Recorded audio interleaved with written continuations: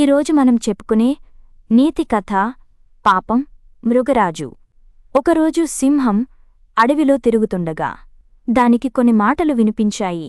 కొన్ని రోజుల వరకే వేటైనా ఆటైనా నువ్వు నేనే కాదు, మృగరాజైనా ముసలితనంతో ఇంట్లో కూర్చోవడమే అని తోడేలుతో నక్క అంటోంది. ఆ మాటలు విన్న సింహం, అమ్మో, నేను ముసలిదాన్ని అయిపోతే ఎలా అనుకుంటూ ఆందోళనకు గురైంది. ఆ మాటలనే తలుచుకుంటూ గుహలోనే ఉండిపోయింది. రోజు ఉదయాన్నే బయటికి వచ్చే మృగరాజు 4-5 రోజులుగా కనిపించకపోవడంతో తోడేలు, నక్క, కుందేలు, ఏనుగు కలిసి గుహ దగ్గరకు వెళ్లాయి. బయటే నిలబడి మృగరాజా అని పిలిచాయి. నెమ్మదిగా బయటికి వచ్చిన సింహంతో, గుహలోనే ఉండిపోయారేంటి రాజా?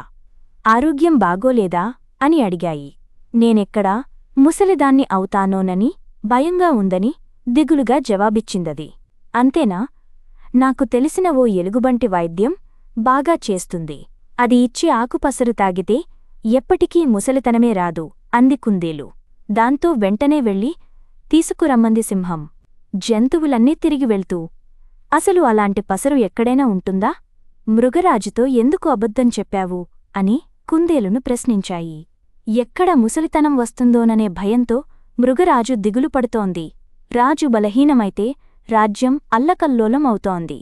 అందుకే సింహంలో ఆ భయం పోగొట్టాలనే ఎలుగుబంటి ఇచ్చే పసరు తాగితే ఎప్పటికీ యవ్వనంగా ఉండొచ్చని అబద్ధం చెప్పా బదులిచ్చింది కుందేలు.